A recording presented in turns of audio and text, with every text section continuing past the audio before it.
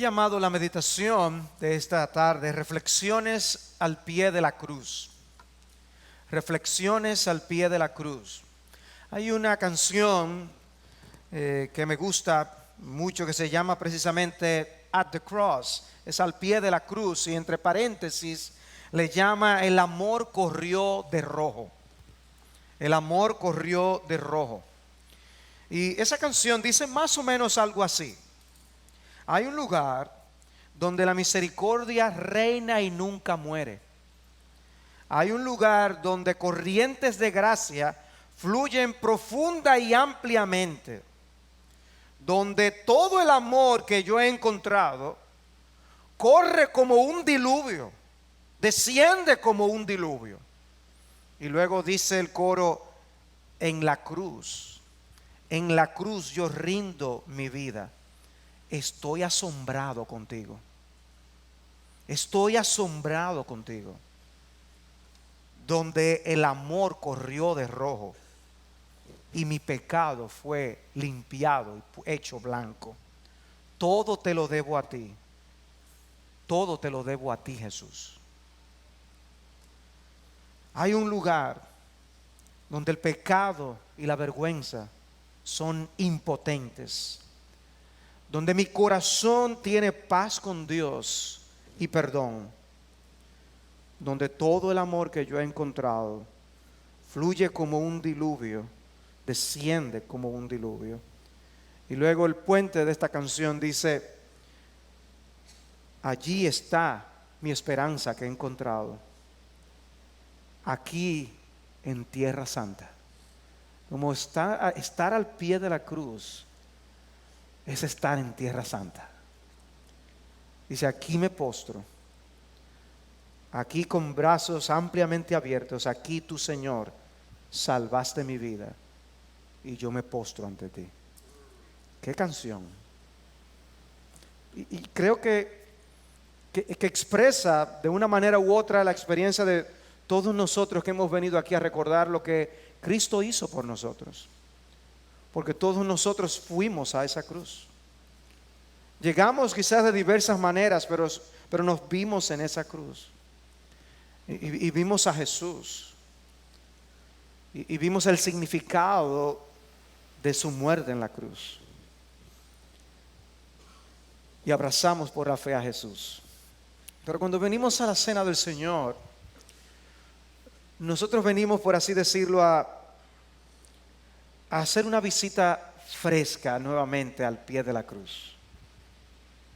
A poder ubicarnos allí al pie de la cruz y observar algunos de los eventos y escuchar algunas de las palabras de la cruz para enriquecer nuestras almas y alimentarnos con Cristo una vez más por medio de la fe.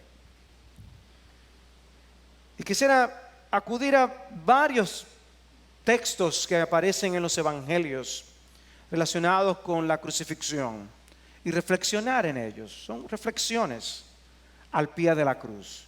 Juan capítulo 19, versículos 26 y 27. Juan 19, versículos 26 y 27.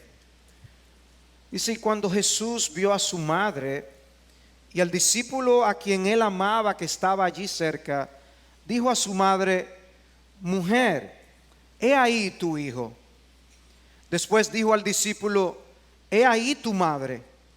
Y desde aquella hora el discípulo la recibió en su propia casa. Estando en la cruz y sabiendo lo que esa cruz significaba en términos del abandono del Padre y de la propiciación por todos los pecados de los suyos que él llevaría a cabo, Jesús en ese momento se preocupó por su madre. Allí al pie de la cruz estaba una madre viendo a su hijo padecer sufrimientos agónicos. Si había alguien que necesitaba consolación en ese momento, era él.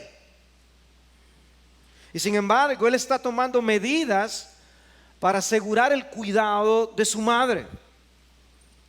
Ella no podía hacer nada por él, pero él sí podía hacer algo por ella. Impresionante. Y en ese momento, en su estado más débil humanamente hablando, él se encarga de cuidar a su madre. Clavado y colgado del madero, podía todavía hacer algo por su madre. Y nos muestra el corazón de nuestro Salvador. Algo de su ternura, algo de su preocupación. ¿Y notan ustedes algo? Jesús no tenía nada que dejarle a su madre. Le dice: Juan, cuídala. Él no está diciendo: el tesoro que yo te dejé ahí es suficiente para que tú vivas el resto de tu vida. No. Los soldados habían acabado de repartir lo único que él tenía. Y otro tendría que hacerse cargo de ella. Mujer, he allí tu hijo, he ahí tu madre. Y eso para que nosotros pudiésemos ser coherederos con Cristo. Él tuvo que perderlo todo. Él estuvo dispuesto a perderlo todo. Su madre. Y se la tuvo que dejar a su discípulo. Dice el versículo 23: entonces los soldados, cuando crucificaron a Jesús, tomaron sus vestidos e hicieron 4 partes, una parte para cada soldado, y tomaron también la túnica, y la túnica era sin costura, tejida en una sola pieza. Por tanto se dijeron unos a otros: no la rompamos, sino echemos suerte sobre ella para ver de quién será, para que se cumpliera la escritura. Repartieron entre sí mis vestidos y sobre mi ropa echaron suertes. Y nuestro Señor estuvo expuesto, desnudo ante la multitud. Todos nosotros hemos leído cómo Dios ve la desnudez y nos deja principios en las Escrituras acerca de esto.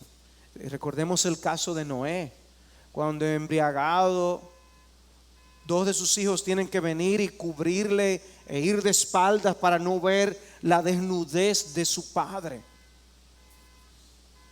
Pero aquí en la cruz no había nadie que cubriera la desnudez de nuestro Salvador.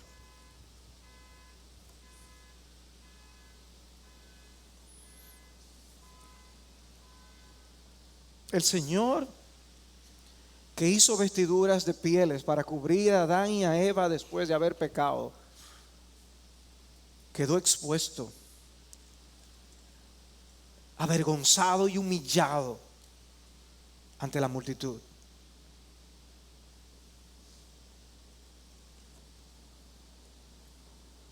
Y porque Él hizo eso, hoy podemos tener un vestido de justicia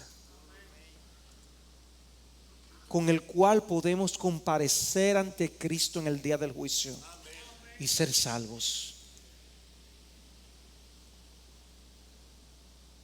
A los dolores que Jesús experimentaba en la cruz se añadía ese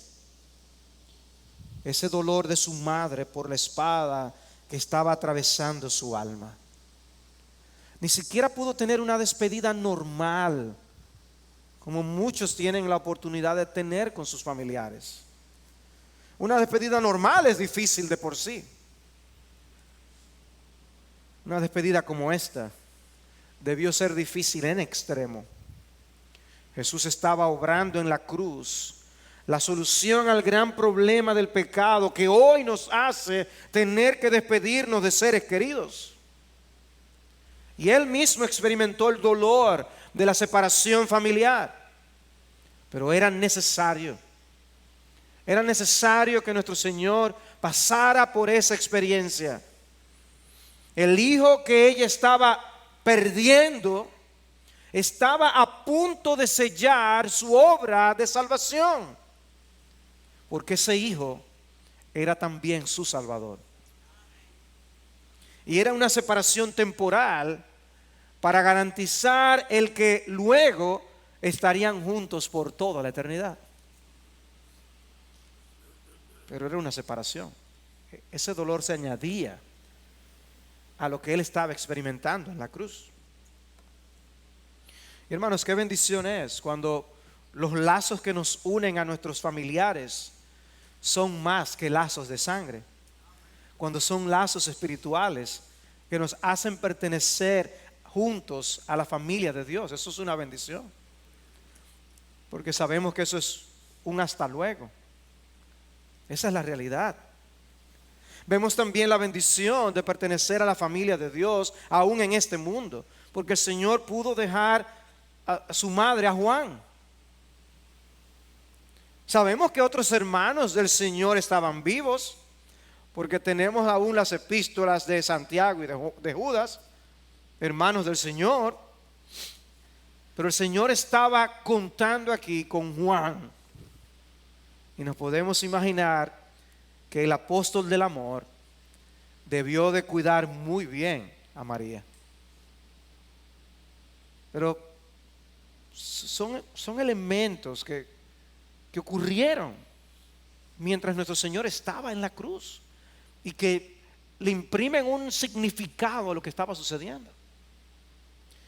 Mateo capítulo 27, versículo 33. Mateo 27, versículo 33.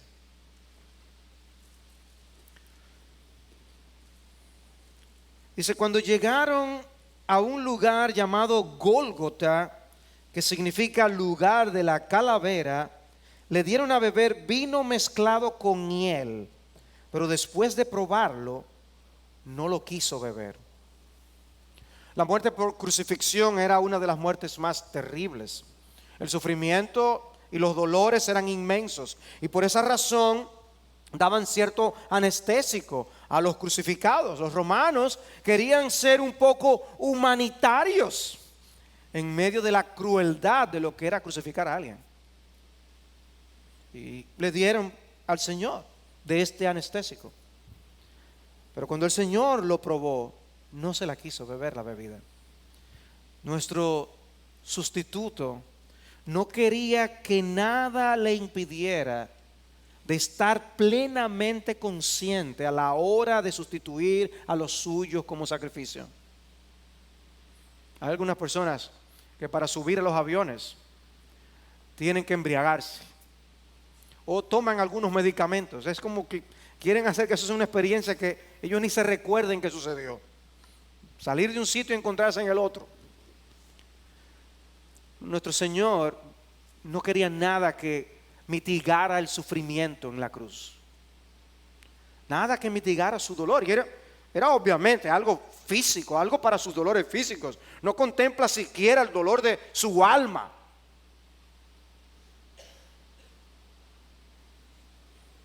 Adán, dice un autor, ¿no estaba medio consciente cuando comió del árbol?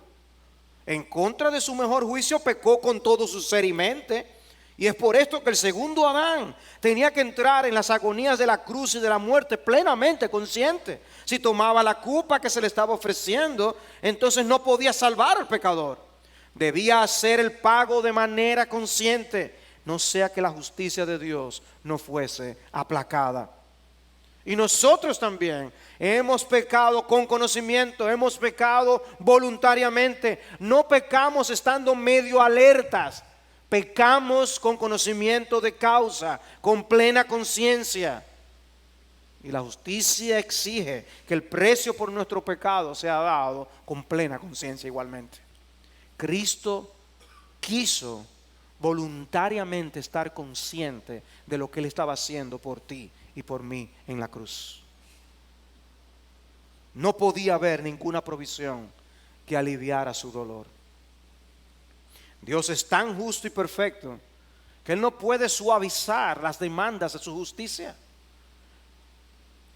La exigencia de su ley debía ser pagada completamente. Jesús no dejó de cargar ni uno solo de nuestros pecados, porque si no, ni uno solo de nosotros se hubiera salvado. Juan capítulo 19, versículo 17. Juan capítulo 19, versículo 17. Tomaron pues a Jesús Y él salió cargando su cruz al sitio llamado el lugar de la calavera, que en hebreo se llama Gólgota, donde le crucificaron, y con él a otros dos, uno a cada lado y Jesús en medio. ¿Quiénes eran estos dos? ¿Dos de los apóstoles? ¿Dónde estaban los apóstoles?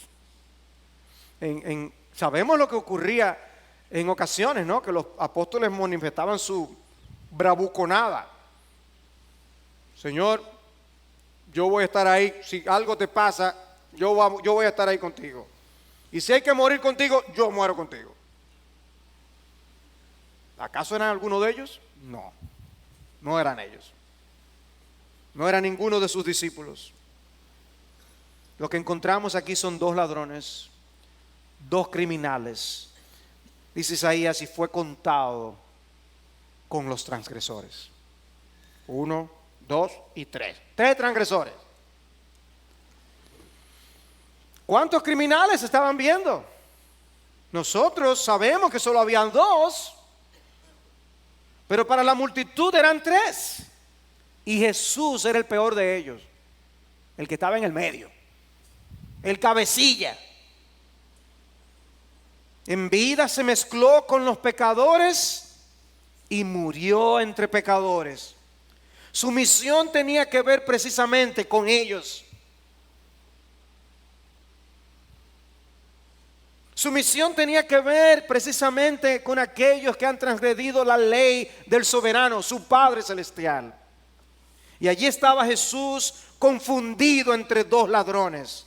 Y de hecho, allí debió estar Barrabás donde él estaba, pero él ocupó el lugar de Barrabás, porque su misión era ocupar el lugar de viles pecadores. Viles pecadores, como tú y como yo.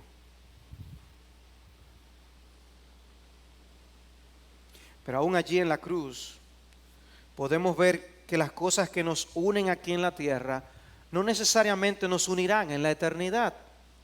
La vida de estos dos ladrones se separó precisamente aquí. Uno de ellos llegó a ver su culpa y llegó a ver a Jesús como su Salvador.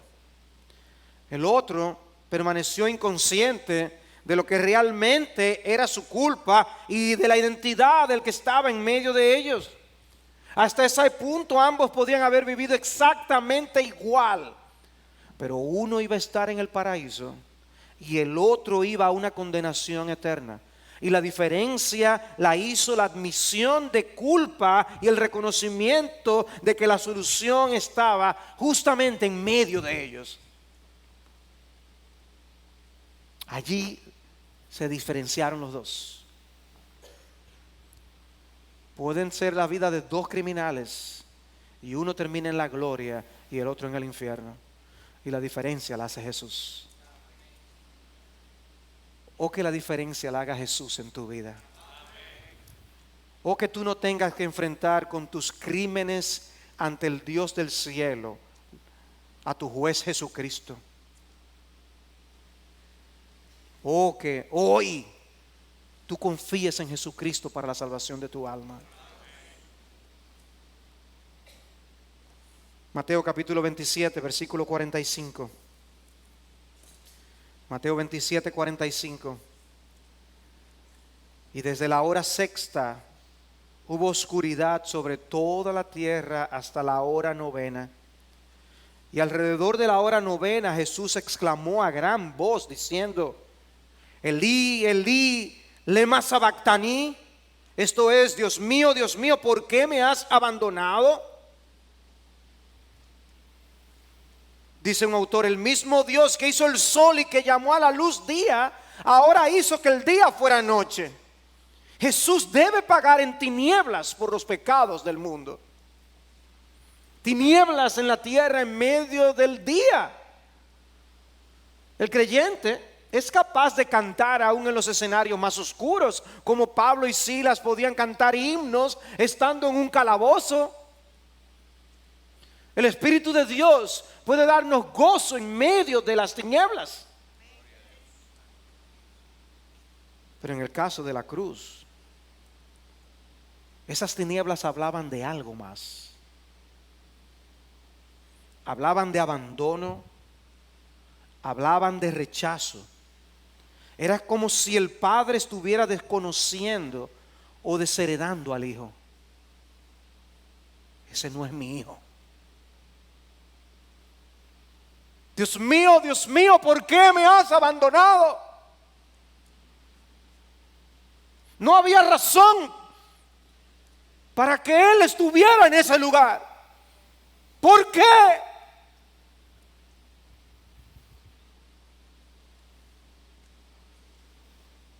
El hijo se hizo a sí mismo pecado, dice la escritura. Y el padre no lo quería ver más. Y Jesús estaba experimentando lo que él mismo describió con las palabras: echadlo en las tinieblas de afuera, allí será el llanto y el crujir de dientes.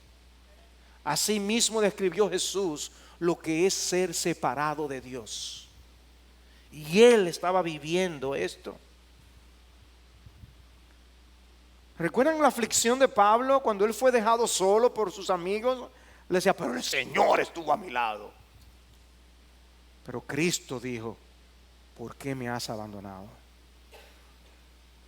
¿Por qué me has abandonado? Jesús estaba solo. Sus discípulos le dejaron. La multitud incitó a la crucifixión.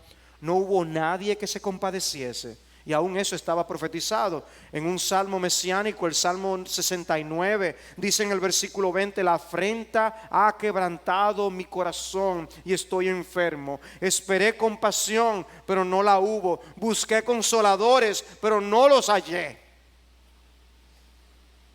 No hubo nadie que consolara al Señor. Y dice Lucas 23:35: y el pueblo estaba allí mirando. Y aún los gobernantes se mofaban de él, diciendo: a otro salvó, que se salve a sí mismo, si este es el Cristo de Dios, su escogido. Los soldados también se burlaban de él, acercándose y ofreciéndole vinagre y diciendo: si tú eres el rey de los judíos, sálvate a ti mismo. De manera que allí al pie de la cruz solo habían espectadores y burladores.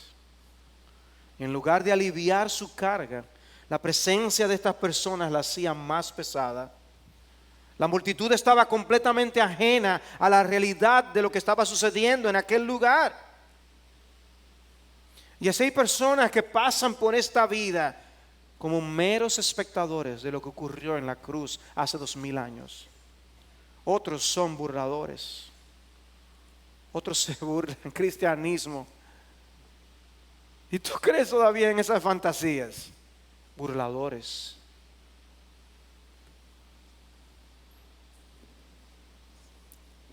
Dichoso aquel que al contemplar la cruz puede ver su propio pecado, reconocer su culpa, que esa culpa colocó allí al Salvador, y pedir el perdón de Dios. Dichoso aquel. Todavía recuerdo con tristeza esa porción de mi vida cuando yo era un simple espectador de la cruz. Sí, lo recuerdo. Lo recuerdo al oír leer de los evangelios la historia de Jesús. Recuerdo ver películas sobre Jesús, pero yo era un mero espectador. Pero recuerdo con gran gozo la porción que he vivido después que pasé de ser un espectador de la cruz a uno que estaba allí en la cruz con Jesús.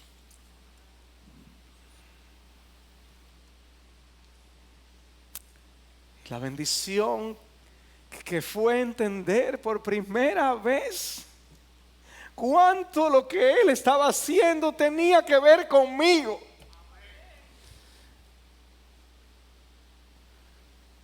Lo recuerdo como si fuera ayer.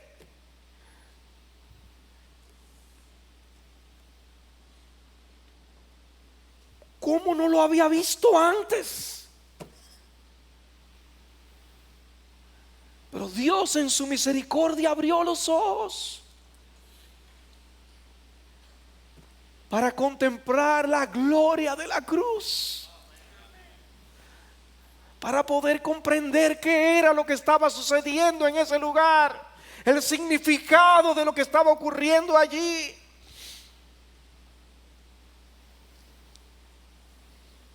Y así pasó contigo, que pasaste de ser un espectador a ser uno que estaba crucificado con Jesús en la cruz, abandonado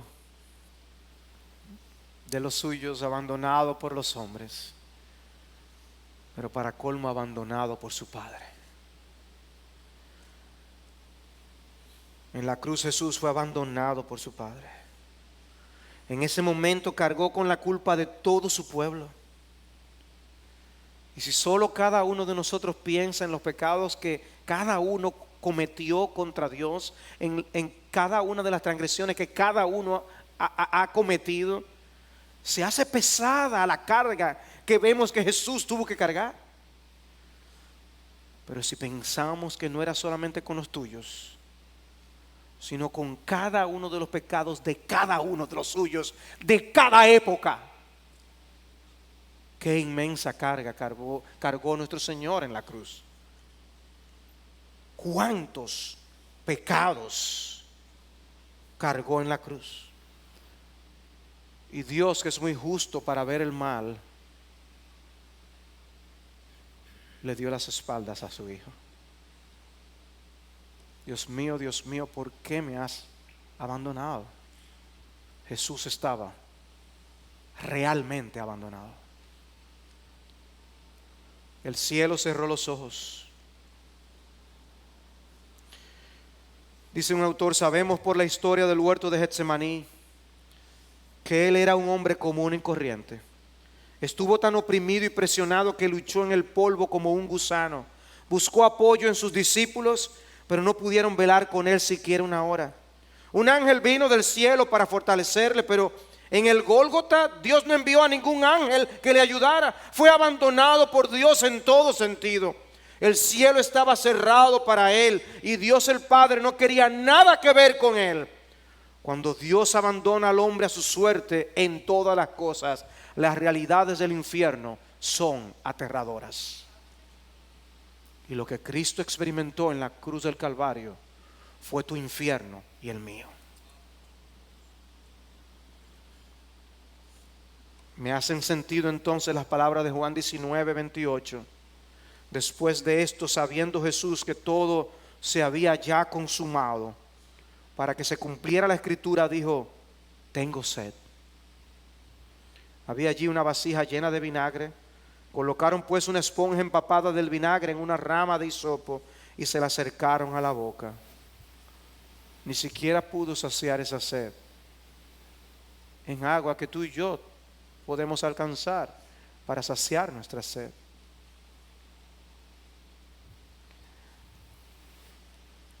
Manda a Abraham que siquiera moje la punta de su dedo en agua y permita que yo pueda tener alivio cuando Él toque aunque sea la punta de mi lengua, porque estoy atormentado en estas llamas. Jesús estaba en ese momento sufriendo tu infierno y el mío, y no había nada que aminorara su dolor del infierno. Entonces Jesús, cuando hubo tomado el vinagre, dijo: consumado es. E inclinando la cabeza, entregó el espíritu. En Lucas 23:46 dice: clamando a gran voz, dijo: Padre, en tus manos encomiendo mi espíritu. Y habiendo dicho esto, expiró. Nuestro primer representante se escondió en el huerto luego de haber pecado. Nuestro segundo Adán se expuso completamente a la ira de Dios. Se hizo pecado por nosotros, no se escondió. Se bebió la copa de la ira de Dios en su totalidad. Nunca hizo nada que le mereciera semejante castigo. Nunca fue un hijo pródigo que viviera perdidamente malgastando los bienes de su padre. Nosotros sí lo hicimos. El padre no se quedó mirando al horizonte esperando a que el hijo regresara con ansia de abrazarlo y besarlo. No, Jesús clama al cielo y no hay respuesta. Puede haber algo peor que ser abandonado por Dios. Por eso el infierno es lo que es.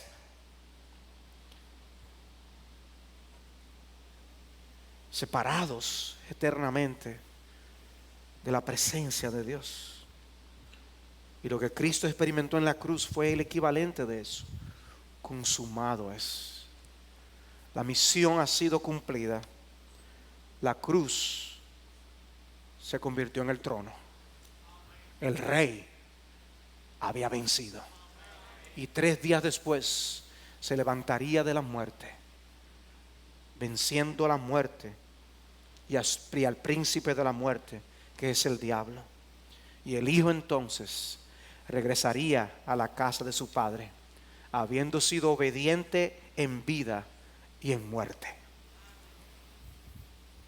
La obediencia activa y la obediencia pasiva de Cristo, para decirlo en términos doctrinales. ¿Cuánto pasó en la cruz? ¿Cuántas cosas sucedieron en la cruz? ¿Cuánto significado hay en la cruz? Isaías 53. Quiero concluir leyendo Isaías 53, porque nos narra 700 años antes lo que iba a suceder precisamente en la cruz. Dice Isaías 53:3: fue despreciado y desechado de los hombres, varón de dolores y experimentado en aflicción, y como uno de quien los hombres esconden el rostro. Fue despreciado y no le estimamos.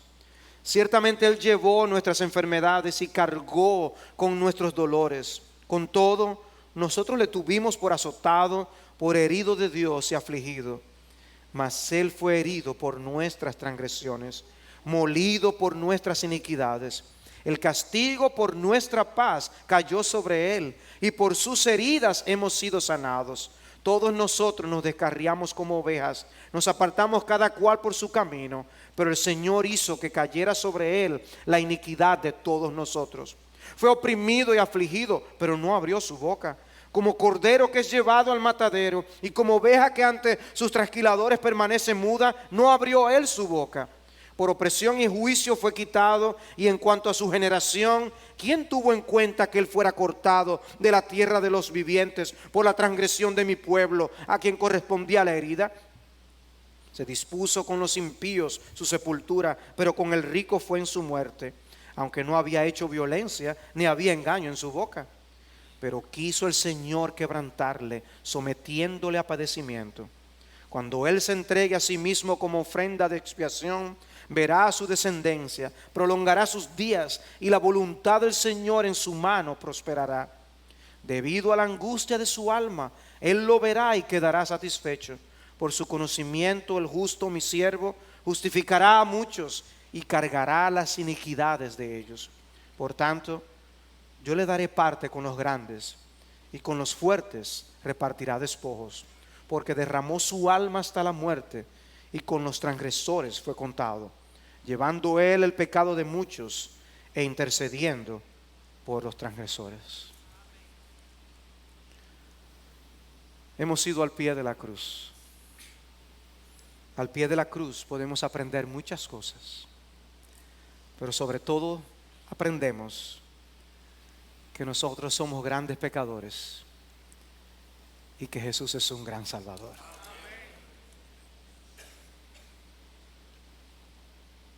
Hay un lugar donde la misericordia reina y nunca muere. Un lugar del que fluyen corrientes de gracia amplia y profundamente, donde todo el amor que yo he conocido fluye como un diluvio. En la cruz rindo mi vida. Estoy asombrado ante ti, donde tu amor corrió de rojo y mi pecado fue hecho blanco. Todo lo debo a ti, Todo lo debo a ti, Jesús. Hay un lugar donde el pecado y la vergüenza son impotentes, donde mi corazón tiene paz con Dios y perdón, donde todo el amor que yo he encontrado fluye como un diluvio. Allí está mi esperanza. Hemos visitado Tierra Santa, al pie de la cruz.